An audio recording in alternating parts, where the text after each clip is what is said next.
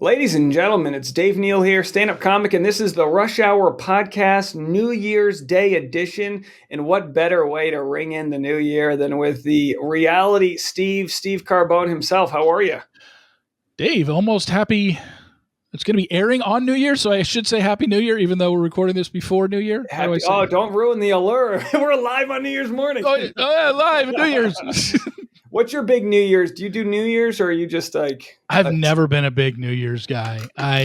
Is Olive Garden open on New Year's? Oh, damn right it is. And the amount of Olive Garden gift cards that I got for Christmas, I think it's over $200 in Olive Garden gift cards. Do they have some sort of reward program?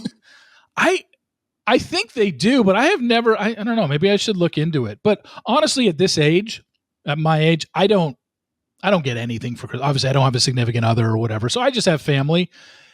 And every year I just say, just get me gift cards. Like I can't think I got a pair of shoes and that's it. A pair of shoes and about 8 to 10 gift cards for different restaurants and Amazon, and that's it. That's all I get. I mean, what do you get the guy who's got everything? You've got the Bachelor Nation Empire, a hit podcast. You get to live by yourself, which, by the way, I mean, God bless. Like, I love my family, but I can just imagine what the reality Steve compound looks like. Multiple TVs on the wall. You probably got speed dial to every Chinese food place in town. I mean, it sounds like a good life. Yeah, I mean, I like my single life. There are times where I'm just like, man, I can't imagine living with somebody and having somebody ruin this routine. And then sometimes I'm like, man, I'm lonely. You know, you'd like to have somebody. Well, you need until my dog starts barking. Like that. Yeah, right. I feel like relationships are not about settling. It's about having somebody that you're willing to tolerate. You know what I mean? That's what it is. You've dated people from the Bachelor world. I mean, No. You've never dated anyone from the Bachelor world? I've never even hooked up with anybody from the Bachelor. I thought you dated an alumni. Maybe it was like a Big Brother. Big Brother. Yeah. Kat Dunn from Big Brother. How does that even go down? That came from my podcast. So you pulled a Caitlin Bristow there. Yeah, it literally. But it was like a month into COVID, and she had reached out to me from her team, that was trying to get her interviews, reached out to me to have her on. And I had watched her season, but I hadn't thought about her since the season ended. And someone sent me an email saying, hey, would you like to have Kat Dunn on your podcast? I'm like, sure. I watched Big Brother. I can talk Big Brother with her. And then after we were done recording, I had never spoken to her until the time she called. Like, I didn't even prep her. She just said she was calling in at a certain time. Her person said she'll be calling in at 4:00. Okay. We recorded the interview. It went well. And then we had exchanged numbers and we just started texting back and forth. I didn't really think much. I wasn't like, oh, I want to get with her. It wasn't anything like that. It just kind of naturally developed, and it was during COVID. And I will say, looking back on the relationship now, I definitely think it was a COVID relationship. I don't think it would have happened if we weren't in lockdown and her and I didn't live 20 minutes from each other. Right? Oh, so you had that, you had that pandemic proximity thing. Yeah, that's what it was. That puts everyone up 2 degrees of hotness right there. I'm not saying she wouldn't have been into me otherwise. I just, looking back on it and looking at the relationship and how things ended, I just get a sense that we probably wouldn't have made plans to see each other if we weren't. I mean, this was 3 or 4 weeks after we were in lockdown, so nothing was open. And she was just like, when do we should hang out sometime. I'm like, sure. And, I hadn't seen anybody and she hadn't been around anybody. So I was like, okay. And then it just kind of developed from there. But yeah, I mean, and that's not to diminish the relationship. I just think it was definitely a COVID relationship for sure. Now, has there been anyone on the Golden Bachelorette that was in their 50s? And you might know where I'm going with this. No, every woman on Golden Bachelor on Gary's season and every man on Joan's season was 60 or over, except for Kelsey's dad, who was 57. Right. So everyone was 60 or older. Yeah. So we did have someone in their 50s. And I say that because you're turning 50 this year, but there's no way you're kind of in that. You're Gen X, right? You're between the boomers and the millennials, right? I mix up which one is Gen X and I was born in 75. What does that make I me? think that's Gen X. You're not a you're definitely not a boomer, Okay. but you're obviously way too young to be on the Golden Show, but kind of, and I'm in the same way, too old to be. I mean, was there even anyone in their 40s on The Bachelorette, or Bachelor? I guess there's probably. No, the oldest contestant they've ever cast for Bachelor or Bachelorette has been the leads. Brad Womack, second time around, was 38. I think Nick Viall, when he was Bachelor, was 35 or 36 at the time, and Ari, when he was Bachelor, was 35 or 36. But they have never had So a when Nick was contestant. the Oh wait, Bachelor, back in the day, way back in the day, episode season like 6, when they had the double Bachelor and the women had to choose on night 1 which one they wanted to be the Bachelor.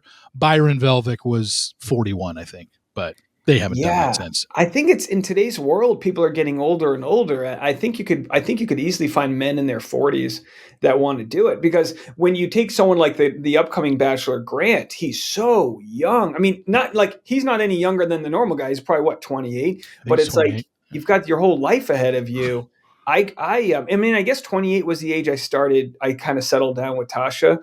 So I guess it's not that young, but I think it's also, they find these people that kind of don't have their career, in a stable place. How did Kat feel about you having your job? Like what do people think when you date? Who's the last person you dated? And how do you explain this bat cave known as the reality Steve Lair? She was the last person I dated seriously. We dated for about 9 months. We started dating in April of 2020 and broke up right around the end of 2020.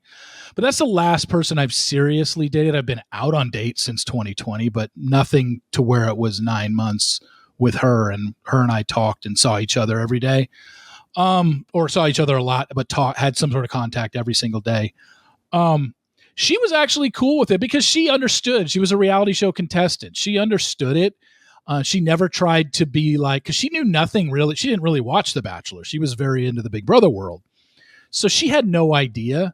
So it was cool in that aspect. I didn't feel like, there were a lot of people that came out right when they found out that we were dating who said that she was using me. And I was like, using me for what? She doesn't, she's not using me for information. She's not using me for any sort of clout. And if anything, she's more known than I am, just because she was just on Big Brother the previous year. I think just as many people knew her than knew me. So I didn't really buy that narrative, but I also think that she was cool in that she never asked about anything. Yeah, if I'd get information or I was on a phone call, I would tell her first, but it's not like it registered with her because she wasn't following. She didn't know the show. She didn't know the contestants. And so it wasn't a big deal, but she was cool with it. I want you to know, full transparency, I'm using you for your poolside cabana. But I was friends with you before I knew you had that access. So, yeah. I'm looking forward to this year. You're going to have your big 5-0. And by the way, what's stopping us from having our own Bachelor season with you? You've lost a good amount of weight this year. You've got this like spring awakening happening. Let's get the Texas ladies out there and do some live shows. We could run it through your podcast. I did that years ago, actually. Oh, really? I did a reality Steve dating contest. Gosh, back in 2010. It was a long time ago. And the problem is you would never want to date. You would never want to date the person that would want to enter a reality Steve dating contest. Yeah. and the weird thing was, no offense, like it was like, send in an email, give me a brief description. I had someone else screening the emails because I was just like, well, if I screen it, it's like someone that knew me, you screen it. And I had 5 women send me email, or not 5. I had over 75 emails. Wow. And they had to pare it down. So they pared it down to 15. And it was strictly like, hey, I'm not going to meet 75 women. Like, let's make it down. Let's get down to 15. And then I sent those 15 a questionnaire. I sent them like a 10-question questionnaire. And then based off of those answers, I narrowed it down to 5. And all 5 of those women, I said to come out. They came out to Dallas, all different weekends. So it was like my own mini Bachelor.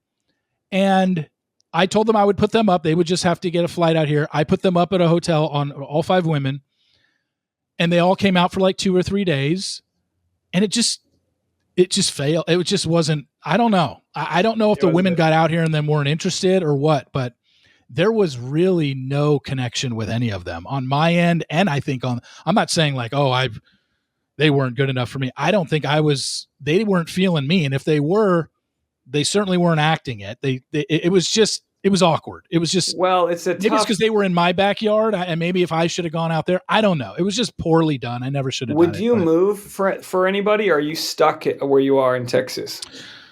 I wouldn't say that I'm stuck, and I wouldn't say that I wouldn't move, but I don't think I would for a few years. I think just with family being here, I think I'd have to stick around a little bit longer. Well, okay, so like let's take online dating out of the question. What would you do to meet somebody where you live? Is there like Tuesday night trivia at Applebee's? Like what's going on? I don't meet people on a daily basis because I'm home all day. I don't go out. You're walking now, though. You meet someone walking. Yeah, I could. But in the neighborhood that I live, just seems to be all families. I live in suburbia. It's mostly families here. I don't go to bars. All my close friends live in California. I don't put myself out there. I'm very private about my personal life. I just don't like it out there, and I don't know. I certainly am not putting out the effort to meet people. I will say that. I'll be the first. I'll be the first to admit I'm not on dating apps. I don't, and it's just with just the way social media is. And I'm not going to say Laura Owens has ruined it for me, but it's people like that do kind of freak me out a little bit. Oh, you need a body cam. You need an alibi.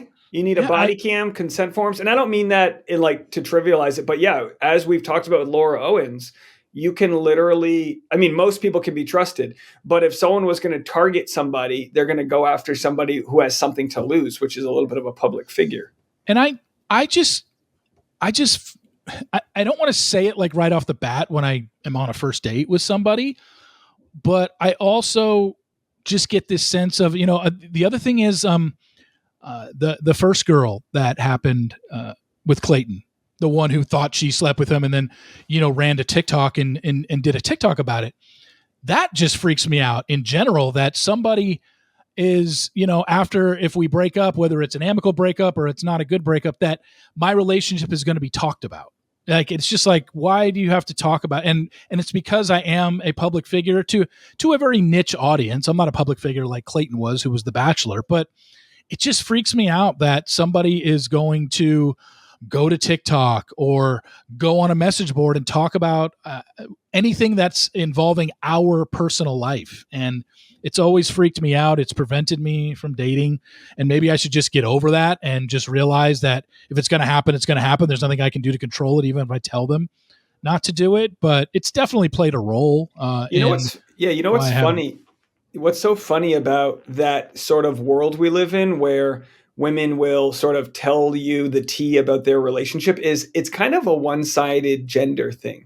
I don't know any scenario where a guy's like, all right, fam, I'm going to tell you about that date I went on with Rebecca. I don't know why. Why do women get to do it? Is it because women are trying to warn other women of F-boys? That might be it. But as we see it play out, there's just so many missed shots on TikTok of people being like, I'm going to expose this guy why he's the worst. And everyone's like, honey, that was just a normal thing. Like older lady who said, I think it was Guy from Golden Bachelor, how gross he was because he licked her finger at the movies. But she redacted the part of the conversation where he asked her beforehand, hey, I'm going to lick your finger. And she responded with like a flirty emoji. It's like, well, which one is it? Well, I think that, there's a lot of podcasts out there where they're just strictly talking about their dating lives. I mean, Call Her Daddy used to be that way. She's more of an interviewer now. But there's that one podcast, what's it called? Guys We Fucked. I mean, it's just women love talking about their dating lives publicly. And while I'm sure it gets great engagement from other women, and other women like hearing about other women's horrible dating stories, so because they find it relatable. Us guys on the other end, we don't really appreciate it, but obviously, look, it's a case by case basis. Yeah, with like guys like fucked, because I actually did comedy with Corinne before that podcast, and they've made a great career out of it, and it was a precursor to Call Her Daddy. And I think there was an underserved market of like it was taboo for women to talk about anything sexual. That's why people like Maria, it's so refreshing to hear someone talk about sex or any of the sex positive people really that come from the franchise. It's nice because like this purity culture that like, oh, God forbid you discuss what happened in the fantasy suite. But yeah, but I can understand that in today's world, you would want to be able to go on a date and not talk about it after. But it is sort of like, that's what's so funny, because we make our living in part talking about people who do decide to go on these shows and analyze it. And I don't know. I just get weirded out by somebody. The fear. I mean, the thing is, because Kat didn't do it. The thing is, nobody has really done it to me, but it's the fear of it happening, of someone going and, doing a Reddit post. You know what? I will say this. When Caitlin Bristow had a wine opening at Target 5 minutes from where I lived, I went to it. And I met Caitlin that day. It was very brief, less than 5 minutes. And I do remember in line, somebody was right behind me, knew who I was, and made a little small talk. I made a little small talk back. I might have been not rude or short with them, but I was just like not really engaging because they were brought up Bachelor stuff. And then that person, because someone sent it to me, went to Reddit that day and said, I met Reality Steve in line at Caitlin's wine tasting, and boy, they didn't trash me, but they weren't really positive. I was like, geez, that's just a meeting in line at Target for Caitlin's wine tasting, and someone felt the need to go talk about me. Like, really? I barely even spoke to you. We were in line talking maybe 2 minutes, and yet you felt the need to go and talk about it publicly. And that's the stuff that just bothers me. And I didn't even have any sort of relationship with that woman, any sort of sexual intimacy with that woman. And that's what kind of, gets me weirded out. And then obviously the Laura stuff with Clayton is just like, gosh, like why is it necessary to talk about this? And I almost feel like you got to lay down the law on the first date. Like, hey, if this gets serious or whatever, please don't ever talk about us publicly. Or there's probably a way to find somebody I think most people aren't on the internet. Like most people who go on Reddit have never commented on Reddit. I think the Bachelor franchise just attracts people that have a little bit of a voyeuristic, parasocial relationship with the Bachelor. So then when they meet somebody, they're like, I can't believe I can share. But like, you could just meet somebody out, at some cooking class somewhere who's like, oh, cool, you do that, and has no idea what you do. Like, I feel like most people are not chronically online the way that we kind of have to be as we're kind of talking and sourcing content. It's a weird world though. But and I hate to be the person who's like, I'm gonna have a baby and then tell other people to go on, to go shack up. But I just think you've got. I think you've probably got more of a demand for people that would date you than you think. Like I said, I don't try. I don't put myself out there. It's like I'd rather it happen, I don't know, organically. And just it comes about. Like usually it's someone either I meet through the podcast or I don't like getting set up.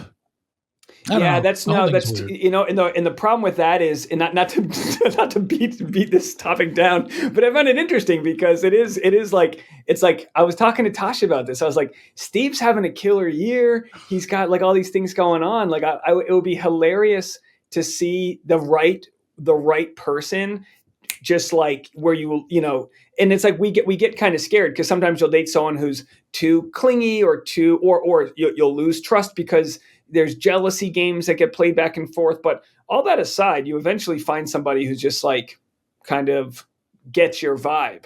And he's like, all right, Steve's going to do his thing. Steve's got a breaking news story. I'll go make the linguine. You need somebody who can cook good Italian food. That's what you need. Yeah. I would love to have somebody to just be chill with, and somebody that, I don't believe in soulmates. I don't believe in that at all. It's just somebody that you can get along with. You're obviously going to do things that annoy them, and they're going to do things that annoy you, but enough to where you can, tolerate it. And that's really what it comes down to. And I'm not going to sit here and say I haven't found anybody that I'm able to tolerate. I just honestly don't.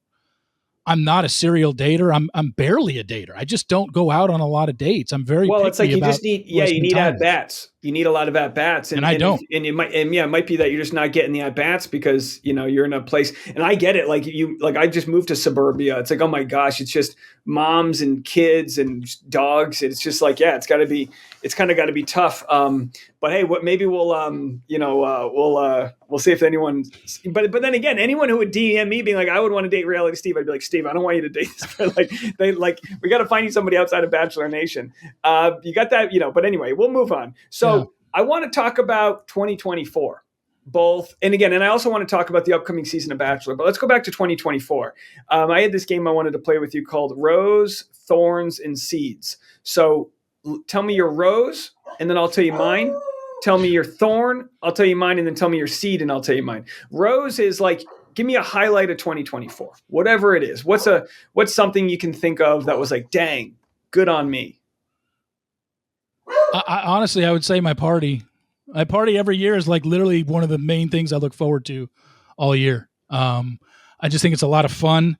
Last year was the first time we had ever had it at the Venetian. It was a lot better than that because years before I was just in a room and it got too stuffy and got too just got too hot in there. But great catering, good vibes. The food was excellent. A lot of space. There was at least, I think, could seat like 60. So a lot of people were able to sit as opposed to at the party where you have to stand. I honestly think my highlight for my year for 2024 was the party. And you could probably say that for 2023 and 2022. It's literally the one thing I look forward to all year because I appreciate everybody that does tune in and supports the podcast and the website. And that's the reason I'm able to throw the party. So it's like, I look forward to it every year. And now we're less than 6 months away from this year's. How many people have already committed to going to the 2025? I think I'm over 80 right now. And that's just incredible. And can get up to 150 this year. So now I'm going to ask you this, and you don't have to answer. What does the average Reality Steve fan appreciation cost? For a guest? No, for you. Oh. You don't have to tell me, but I'm curious. I don't care. This is are you Jason Tartick? Is this business? Yeah, I got Jason Tartick hair. I'm Jason's older brother. What's this podcast called? What's it? Business Trading Vines or something? Yeah. Off the Secrets or something like that? Trading Vines. It took a while to register. I got it now. So when I was having it in the room, which is always at Mandalay, the room was free because I get my rooms comped at Mandalay. So all I was paying for was that catering service that came in. And that would all be dependent, which was 3 hours of open beer and wine bar and then appetizers to feed, enough people there. That was running me around, it's like $6,500, $7,500 a year. Wow. Last year's party at Venetian just had a higher, because it was at a restaurant, you had to do, service charge, staffing fees, all that. That came to around $9,500. Wow. Next year's party is the biggest one I've ever had. It has more people to it. Probably going to have a DJ. We got the mics set up. There's going to be a show. It's going to be a live 1 hour podcast, maybe 90 minutes, depending on how things go. Probably do a Q&A from the audience because we have wireless microphones to go around. It's at the House of Blues. So that one is costing me a little bit more than the Venetians last year. It's definitely into the 5-figure range. Yeah. I mean, I don't even know the exact amount yet, but it's between 15 and 20 this year. Wow. Yeah. That's impressive. So yeah, it's something that I was feeling like, yeah, you know what, this is what I want to do. And you know what, the reason I'm going big for next year's obviously is because of, it's also the date, the party is on my 50th birthday. So that's why. Next year, I'm probably going to go back to Venetian and just do 100 people or whatever. I don't think I'm going to make it this big every year. So that's why I decided, hey, it's my 50th as well. The party has always been the first Friday in June.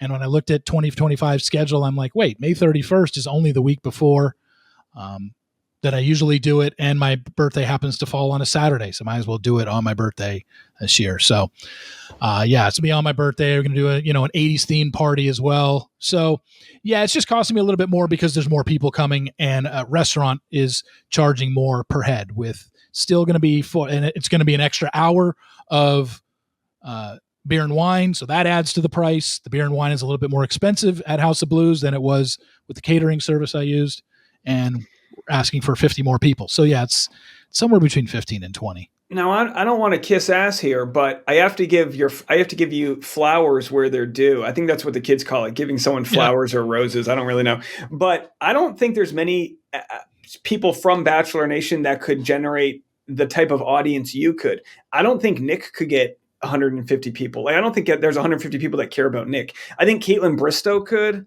When she does her live tours, she gets those people. But who else? I mean, she crowd surfs with them. She jumps into the crowd and she crowd surfs. Should I crowd surf at my party this year? You should. Yeah, you should.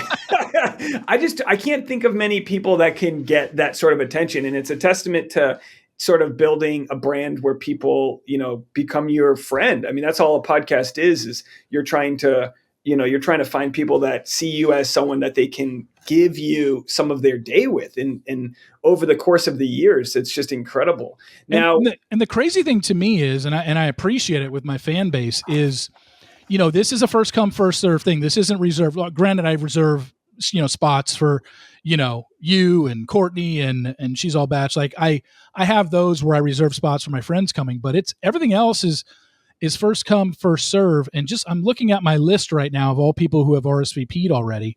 And, it doesn't cost anything to show up other than, and I'm not going to charge you when you already have to book a flight and or a hotel room unless you're a Vegas local. But just looking at, I've asked everybody this year when they've emailed me and RSVP'd, where are you coming in from? Because I wanted to have an idea. And right now, just looking at it, Wisconsin, Sacramento, Philadelphia, Ontario, Canada, Atlanta, Washington State, DC, San Diego, Virginia, Phoenix. No, that's not Laura. Seattle, Denver, Kansas City, Sacramento, Albuquerque, and Chicago so far. I mean, it's crazy to me. These people are coming in from all over, and that's the way it is every year. Last year at the party, I think we had 100, and only 25 were Vegas locals. Everyone else either drove or flew in for somewhere else, and it's just, and those were not even having a podcast. They didn't come. It wasn't even coming to see a live podcast, to watch me talking to you or Courtney or She's All Batch. It was just people coming to hang out and mingle for 3 hours. That's what the party is always. They're really cool. They're really cool people. I mean, it's a type of person that comes to this event, someone that's just like fun and all of that. And of course, in a world where everyone monetizes everything, you're not there squeezing ticket prices. I mean, you could easily sell tickets to this thing. So I think it's like pretty cool. I was thinking of it. I mean, my team that put this together, we're still trying to get a sponsor for this. That would help with the cost. But if we don't, it's whatever. They were just like, why don't you charge? These people are paying already to fly and drive. If you ask them for $20 a head, they're probably not going to say no and be like, I'm not coming. But even if I got $20 a head at 150 people, that's, it's $3,000. I'm not going to, do anything with that. I'm just like, I feel like because everything I've done ever since I've started Reality Steve has been free. My website has always been free. My podcast has always been free. My party has always been free. I don't know. I just don't feel like charging. And I just actually the one live podcast I did was $20 a head, but that's because we did it at the Addison Improv and they basically forced me to charge to come in there. So I was like, okay.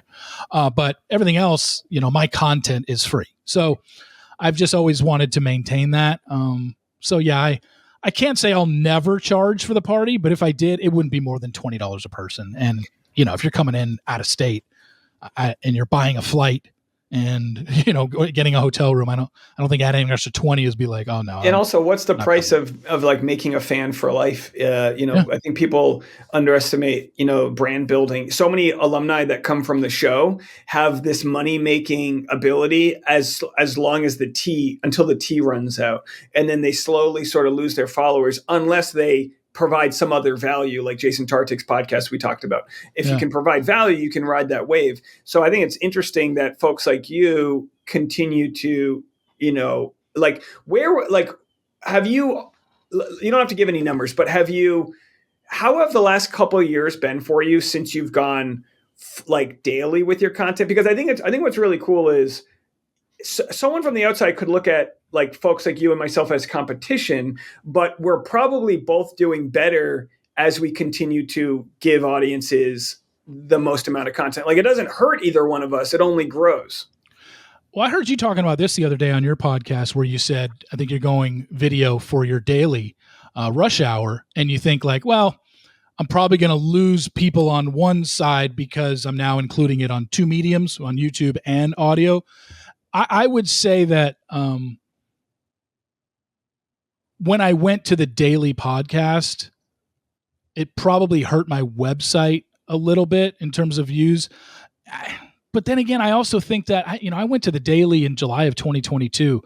My podcast or my website views have gone down basically since COVID, just because I don't think people read anymore. Everyone, it's more about, Instagram reels and YouTube shorts or whatever. People they just want their information so quickly. People don't want to read a 5-page blog on The Bachelor from last night when they've already seen 1,000 opinions on it. Like, how is mine any different? When I started this whole thing back in the early 2000s and I was writing a Bachelor recap, and this isn't to toot my own horn, but I know for a fact I was the first one on the internet covering the show who had his recap up first. My recap was always up first thing the next morning. This was before social media where anybody had an opinion. So people were running to get my recap up first. And it's just not like that anymore. It's like, if anything, the rise of social media has hurt me in terms of what people think and people care about what I say about the show. In terms of my opinions about the show, it's more about, hey buddy, hey spoiler guy, just give me the spoilers. Tell me what's going to happen versus, yeah, you'll get your Devin story every once in a while that I'll have. That's very interesting to people. But for the most part, the whole idea of how Reality Steve was born was I would recap the show every morning, the following morning from 2003 on in website form, and people loved it. And then social media came along and now live tweeting and everybody's putting up their podcast 1 minute after the show ends. It's like, okay, great, Steve, you got a column coming the next morning with your thoughts. It's just like probably the same thoughts as everybody else. We're all watching the same show, So that part has hurt a little bit. But the daily podcast has done well. You're kind of like David Portnoy, who obviously founder of Barstool. He was blog heavy when blogs were big, but he was actually a much better podcaster because he's just got the gift of gab. So like I would say from the podcaster level, you're one of the few that can do a solo episode and just keep talking. And I got to watch you do your podcast when we were in Vegas, when your hotel room was set to 62 degrees. And I was sitting there I believe in a turtleneck I had to order from the front desk. And frostbite yeah. You developed. I could see my air. I was like, it felt like that Sixth Sense where I could see my own breath. I was like, am I Bruce Willis? Did I die? But yeah, you got the gift. You can go out there and talk, and it probably feels easy to you, but that's your skill set, like, and for you to go daily, has it been easy? Has it been the right move? And do you have any 2025 moves that you're going to do to continue growing, or are you just going to keep riding this daily? I'm going to ride the daily. Obviously I'm on the YouTube now. My weekly is also on YouTube and audio. I guess the next iteration would be kind of like what you're saying. Do I make the daily also in video?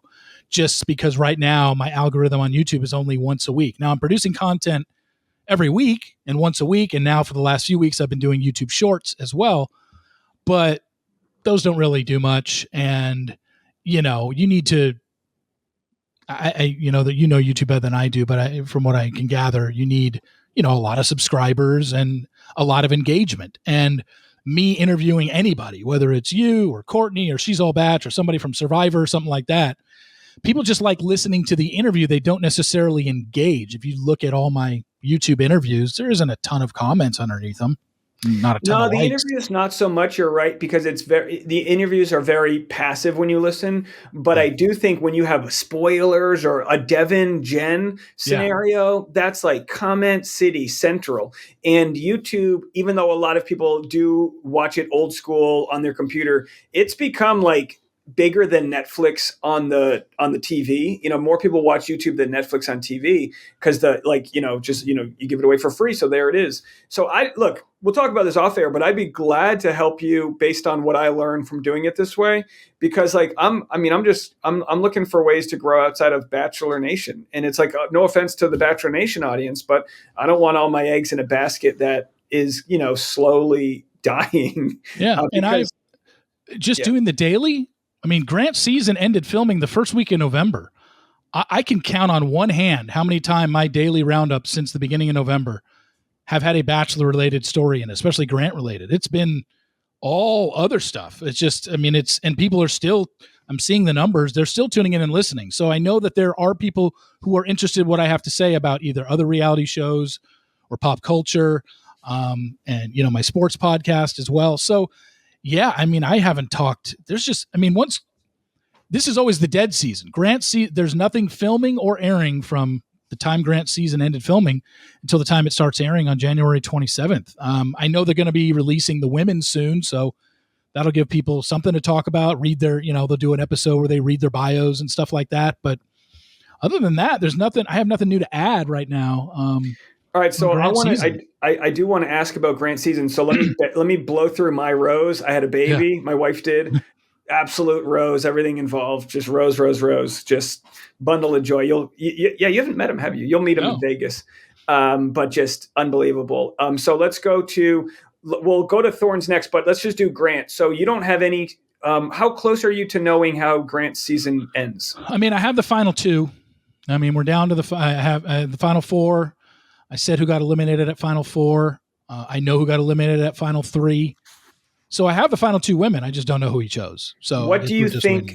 Do you have a thought? Are you leaning towards anything, and also what are you waiting for in your inbox to get that info? A solid enough source where I feel comfortable enough running with it. Like, I've heard rumblings of who it is, but it's not enough where I can say, like, I know he picked him. Like, I could post tomorrow and just be like, hey, this is who I'm hearing he chose. But then that turns into Reality Steve says he chose. And then if it's wrong, it turns into Reality Steve was wrong about it. And obviously, the main thing I care about now is just spoilers and just being right about spoilers. Obviously, I don't want to put out wrong information. So I just don't feel comfortable enough. Any villain information or information on how the season might go outside of who wins? I think the one thing is we're getting a little his season's going to be shorter. It's only going to be 9 episodes. What? Yeah. They did 3 episodes in LA, and then they went to 2 locations, and then they were at hometowns. Like, they went through. Can't be a good sign. Yeah.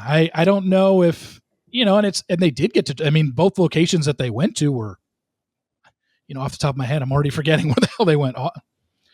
It's in my phone, but they went to, let's see. Oh, I have it right here.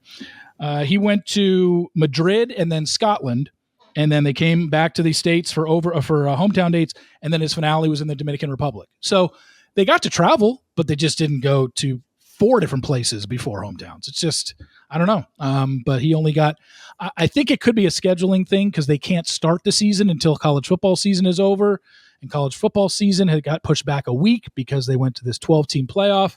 So the college football finale is on ABC on January 20th.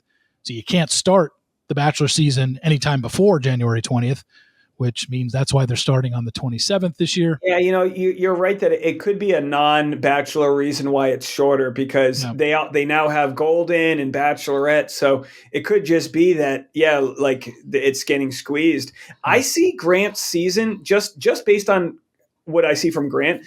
I see it as it could be a good season, because he is like, he's a hot guy he's suave. I think it could be a season if they cast it right, where the women get a little silly trying to go after him, but we have nothing to go on. Yeah. No, I mean, I know that the women, they won't do it the last week of December because everyone's still like in vacation mode right now. But I would think the first week of January is when the women will officially be released, even though you have every woman's first and last name and Instagram account.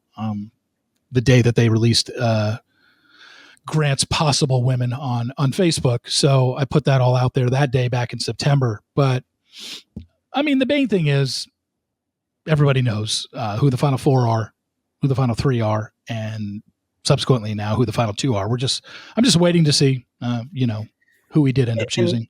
and a lot of people are rumbling about like, oh my gosh, they must be a terrible season. They haven't promoted it yet. But in the recent past, the season started January 5th. So it's like they're not going to spend the ad dollars until mid-January to really push this thing. Like they'll probably do a New Year's Eve thing and a couple other stupid things, but like, it really comes down to is is the season worth talking about based on that cliffhanger that you get at the end of the first episode. Like the first episode can have bad views, but if you watch that trailer and you go, "Oh shoot, No. pies are getting thrown," this is people running around, people will talk about it and they'll watch it. Yeah, I'm assuming he'll get to do the same thing that every other Bachelor has done on New Year's Eve. He'll be in New York, and he'll have a interview with Ryan Seacrest because every Bachelor has done that for outside of the COVID year. Every Bachelor has been there, and that's like the official kickoff to the season because it'll just be, and he'll give a generic answer to everything like, oh, you're gonna have to watch. I really learned a lot about myself, and you're gonna have to tune in. It's a great season, a lot of love, and all this stuff. But yeah, the Bachelor has always gotten to go to New York for the Apple drop and go on Ryan Seacrest because he's on ABC. The New Year's Eve celebration in New York. So I'm assuming Grant's going to get to do the same thing as well. I could see the show getting spicier because I think what happened the last year or two is the great unfollowing from Brendan Moraes, the sort of canceling of certain people. I think cast members felt like they had more to lose, and it was hard pick. You were hard picked to find a Shanae who just like gave you that perfect villain. That those Victoria Larsons, they were hard to come by because it was like everyone was trying to hold on to this thing and not lose it. And I think now no one's really getting any followers from the show anyway. So I think people might just go on it and just be like, whatever. I don't know. I could be wrong, but I think we're sort of past that post-pandemic funk where people were kind of coming after everyone's throats. And I think that people, obviously we know people are using it as a stepping stone to either Paradise obviously is coming back this year. So they have a chance to go on Paradise. And then you've got just this whole idea of going on another show, another franchise, or doing something to where, Victoria Larson was just on season 2 of House of Villains on E. And, that's a thing that's now a thing where you can go on another show like that. So yeah, there's an ecosystem outside of Bachelor and Paradise that's developing. You've got that strong, what's that strength one that Ali Finney? Oh yeah, the Iron Man, whatever. The world's toughest yeah, influencer or whatever it is. Special Forces. The one that Nick and and the Bachelor people have done well. I mean, in the first season, it was who did the Bachelor person? Hannah Brown. Oh, Hannah Brown won season 1, and Nick and Tyler Cameron won season 2.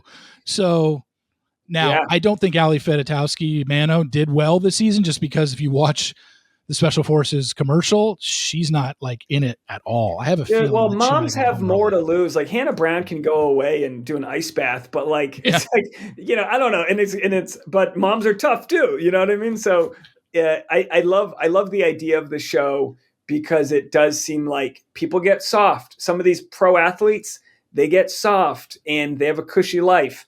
And for them to come on and prove themselves, it's almost like overcoming It's like almost overcoming imposter syndrome. Really, like would you ever do a reality? I mean, they would be really smart to get somebody like you on one of these shows because you got such a loyal niche audience. Yeah, there's not any shows that I don't really have a lot of interest in TV. Plus, I think I'm aged out of these shows. I mean, how many 50-year-olds do you see? I mean, it'd have to be on like. You know what I would do? I would do the Deal or No Deal Island, just because it's not about dating. There's giant tons of money involved, and I don't have to, while you're living there, you actually have living conditions. You're not living in the wild Boy, like you are in that Survivor. show was my favorite reality show. So Tasha's friend from Los Angeles, her name's Caitlin O'Connor. She's dating I think very seriously Joe Manganiello, and it's my goal to become friends with him. His style on that show is so cool. He hosting Deal or No Deal Island brings an energy you never see from the host. He's like chummy, but he's also like sexy and sly. It's a really, really cool show that on paper I would have said, you will not find me watching this show. This sounds so dumb. Yeah. But in reality, it's like a Mr. Beast games, but it's not like Deal or No Deal. You know what I mean? It's more like I don't even know what you call it, like a beach competition show. Yeah, no, it's something to where it's fair. I mean, look, if you've ever seen the game or watched it, even the old TV show or even now season 1 of Deal or No Deal Island, not a lot of skill involved. It's a lot just plain blind luck. Even if you get to be the person that gets to choose the suitcases, it's just luck. You have no idea what's behind any number. It's a 50-50 coin flip, whether you win or not. Pretty much everything is 50-50 on that show. So that's why it would be a show that I could, somewhat be interested in. And a show like that isn't looking to cast a bunch of hot 25-year-olds, so maybe I could get in on something like that. But I don't know. You have to apply to stuff like that. I have just no interest in being on TV, honestly. I just don't. Yeah. Well, we did roses, so let's do thorns. What was the worst part of 2024, or what was just a bad sort of, whether it be health or career? Give me something. Yeah. When you asked me this before, I was like, my days are pretty monotonous and pretty much repetitive. Like nothing really happens to me on a daily basis that's different from any other day. But then I thought about, I was like, oh, wait a second. This year, had to get in, I had to go into the hospital and got diagnosed with type 2 diabetes. So that would probably be the worst thing that happened to me, but that seems to be under control. I haven't had any issues since then, I'm glad I did. I'm glad I was told to take myself to the ER and get checked out, because I was definitely having some symptoms and I knew something was wrong, but I didn't know what. My doctor said. Give us an update. What's the general, do you have to go in for checkups, or you just monitor it? Every 3 months. Yeah. I mean, I go in every 3 months for blood work. All my blood work was normal last time I got checked. I haven't had any symptoms since this. I just got to take some blood pressure pills, cholesterol pills, to keep my stuff down. I haven't been great with exercising recently because, I've been very open about the fact that I'm on Ozempic, because Ozempic was made for diabetics, and I have been on it. I haven't had any side effects from Ozempic. Weight loss, I guess, is a side effect, but I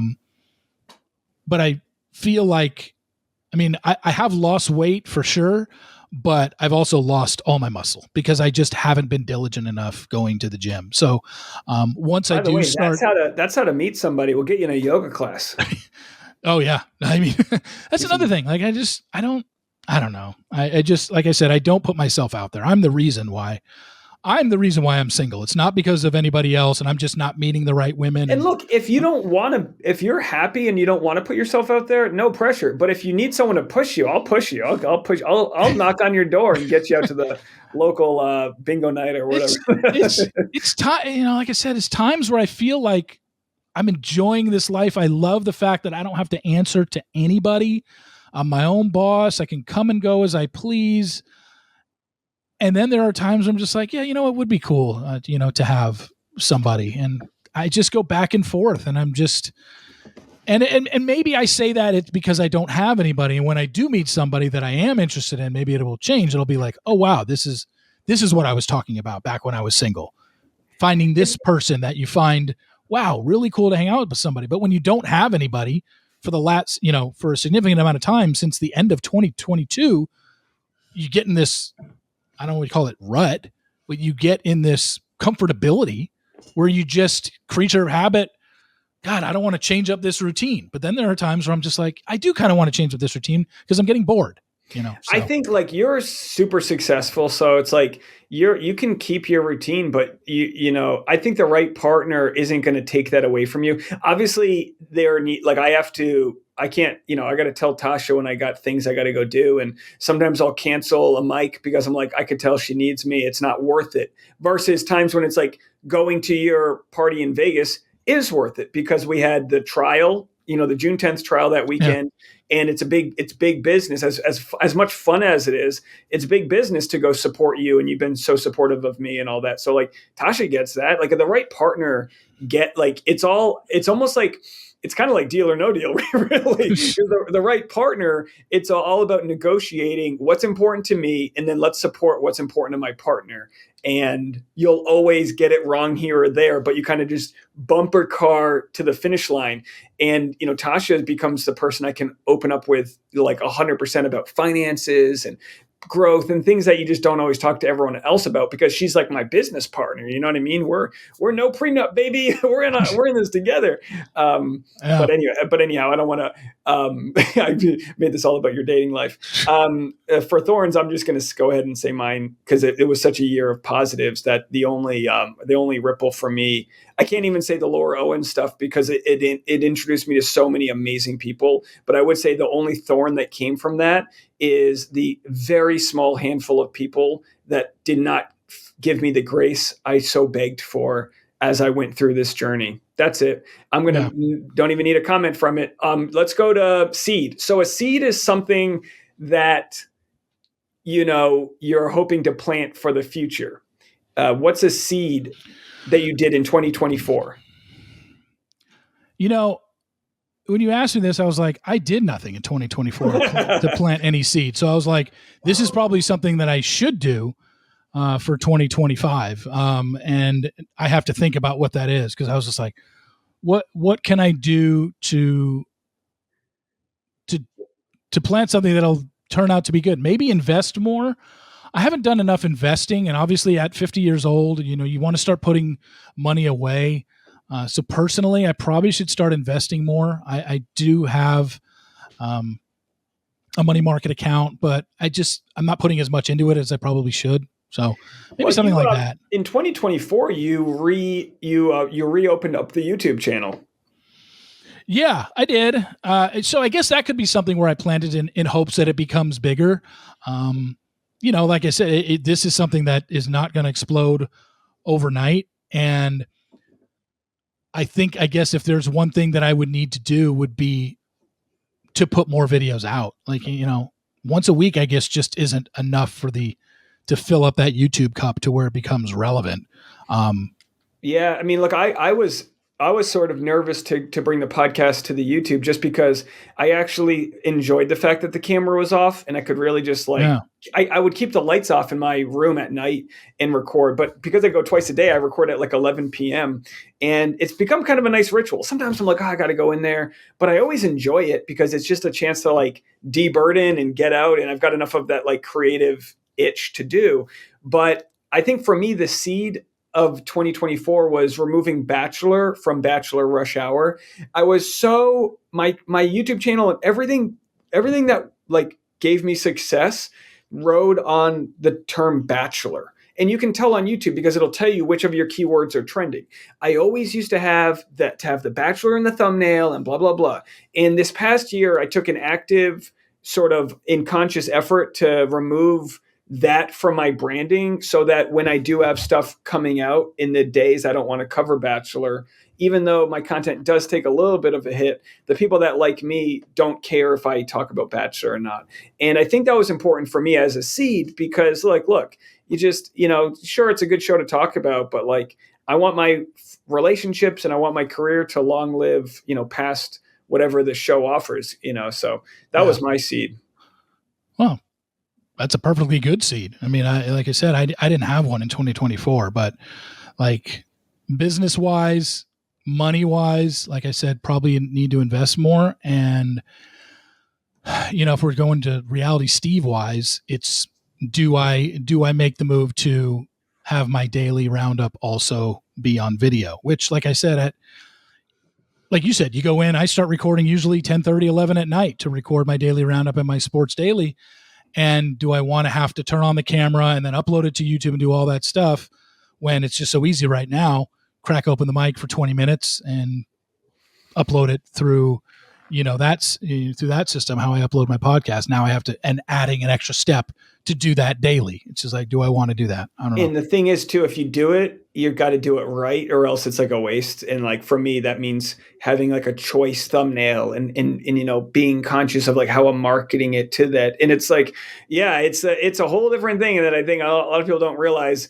Just doing something that adds another half an hour onto your day can be like, when you don't have that half an hour, it's a lot, but I think YouTube is the biggest. It is the biggest podcast directory. I think that was by accident. I don't think YouTube ever intended to be so podcast heavy. But now that people who have premium, they can turn their YouTube off on their phone and just listen, and you can play it on any TV. So it's also one of the only apps that comes pre-stocked on your phone, like ready to go. So both your rush hours are now video. Yeah, they're going to be. I mean, starting this episode will be our first official one, but also I did it over the weekend with my last one, where I was like, you know what? Let me do my Q&A on video. And right now it's adding a little bit of extra time, but it's going to mean that I won't have to make as much Bachelor content, because I'm still going to be making YouTube videos throughout the day. So like I'll still do like a 15-minute Bachelor recap, and I won't have that necessarily be a part of my podcast. So I'm going to play both. I'm going to still try to give a conversation directly to my YouTube audience, like Clayton Eckert, trial updates and this and that. But the podcast is so much more than The Bachelor that I feel like by having it now on YouTube, I can reach out to other commentators that cover stuff like even the news. Like, I mean, it sounds crazy, but like Megyn Kelly, Piers Morgan, these people that I have a lot that I disagree with, I'll have no problem being like, hey, if you want someone in the entertainment world to come discuss stories with you, like hit me up, like I want to be able to cross promote more on YouTube. Cause like, do you ever think about how it's very hard to grow the podcast through the podcast app? Like what's your biggest sort of strategy there? Is it just growing on social and growing off of your guest following? Yeah, just the fact that I'm doing more. Like I just started a couple weeks ago doing reels from my Thursday interviews and putting reels out. And, I realize now, I don't know if I can even monetize that yet. I'm not sure. But doing reels, doing YouTube shorts, just having more promotion to get people that maybe see it on their Instagram reel search are now going to be, seeing a clip from my podcast that might make them go subscribe and get more listeners that way. Because my podcast, my daily podcast is pretty much the same numbers every day. I think the same people are pretty much listening. They're very loyal and they're very consistent in listening. I would have to have a major story break for me to see a giant spike in my daily podcast, because it's just, even if it's not Bachelor related, it's just, okay, he's talking about pop culture stories. He's talking about what's going on. He's talking about Blake Lively, Justin Baldoni, everybody's talking about that now. And, I have no problem talking about that. I really enjoy talking about it, but I don't get a spike because of it. I'll get a spike if I have a breaking news or something like that, or my guest on Thursday. My guest on Thursday podcasts are pretty consistent across the board, unless there is a breaking one, or and for me it hurts because I am not allowed to get the people that Caitlin can get and Nick can get and Bachelor Happy Hour can get, because the show's not going to allow them to come on my podcast. So That's what sucks. No, you do a really good job, because you generally have all of the top spoilers. Obviously, spoiler king here. Spoiler Forces, a new show, and you've got, so I think you already do this, but making sure you don't make it easy for people to rip you off, and like giving that information out through the podcast, like make people, you know what I mean? Like that way, like, because you know how it is. They're going to screen grab whatever you give them for tea. They're going to screen grab it and share it anyway. And in the end, it's more promotion for you when everybody covers it.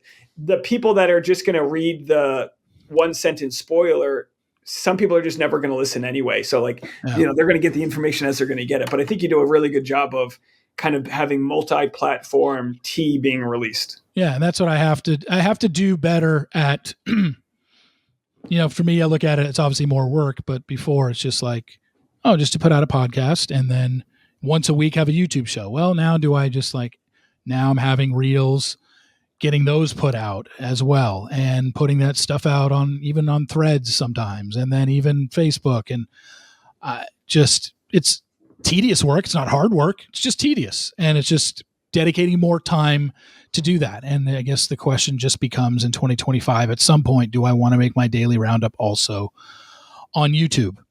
I could record it every night, but it also means like looking presentable every single night. Most of the time I'm half naked recording my daily roundup at 11 o'clock at night. Now I have to, put on clothes. Yeah. It's just like, well, no, you have a really tight shot that it's like Steve's not wearing anything. No, but yeah. And again, I think people will comment that they're more interested in this conversation, and we'll wrap it up. But I think it's interesting because for me, we kind of get comfortable in what works. And then the idea of doing something new, you're like, oh my gosh, but I have to remind myself, there are going to be growing pains. I tell my wife, I'm normally done by 1:30 p.m. on the afternoon. I might be done at 2:30 p.m. now. It's going to take me a little time to figure this out. But as I get it going, I can anticipate I'm going to streamline it, and it's going to be, whatever. And it's going to possibly introduce me to a much bigger audience. Like for me, my overall goal, like my big goal is to quit with the twice a day and just go to like 1 hour long episode a day that's got a live audience, and we shoot it at a brewery, or it's like a 3-camera setup. Like, I'm talking like Watch What Happens Live style, where it's a much bigger production. I'm just not there yet, but my goal is to make it better and less work. But right now, you and I were both pretty much one-man shops. The effort that any business owner that's on the internet knows this, the amount of time you have to put into social media is so ridiculous, but it's free. Like we're not spending money to run Google ads. Like all of the things that work are free. They just take time. Yeah. And that would be for me, just all the little things that go along with having to do, like I said, recording it every night. I could strip the audio from, just record it on StreamYard and just strip the audio. That goes to my podcast, Apple Podcasts, upload that feed. But then the video side, looking presentable, putting out if it's not Bachelor related, coming up with a new thumbnail every single night, which I'm not good at. So that's the other thing. It's just like, even if I were to farm that out to somebody and pay somebody to make me a thumbnail, sometimes I'm not done till 12:30 at night. Who's going to make me a thumbnail at 12:30 in the morning? To have it up by 6:30 every morning. Like that's the other thing. So could be meaning, hey, I'm going to have it done earlier in the day if I want to do that for somebody. So that's what I have to determine if I am going to do it. I'm sure at some point I will. It's not going to be, I don't think in Q1 of 2025, but I think at some point, if I want to grow their YouTube channel, I'm probably going to have to put out a daily show. Yeah, once a week isn't enough right now. The other thing too is like, because I'm going to YouTube now, I'm not going to have to rely on YouTube's AdSense. So my rate of what I'm going to make per ad read is tripling. But I have to make sure that people watch on YouTube. Otherwise, that tripling's not going to last for long. I'm just going off of like previous impressions. So yeah, I think we'll talk offline, but I think you might be able to find a way to like really streamline it and not worry too much about how you look on YouTube. Because in the end, if the tea is good, you can do it. You know what I mean? Like people are if the tea is good, they're gonna tune in. Yeah. Dude, well, I'm open for continued world domination here for you. I appreciate you helping me get the year off on the right foot, 2025. Any other resolutions? You're a resolution guy? I've never really been a resolution guy either. Honestly, I do need to start drinking more water. I got really hooked on Lipton iced tea.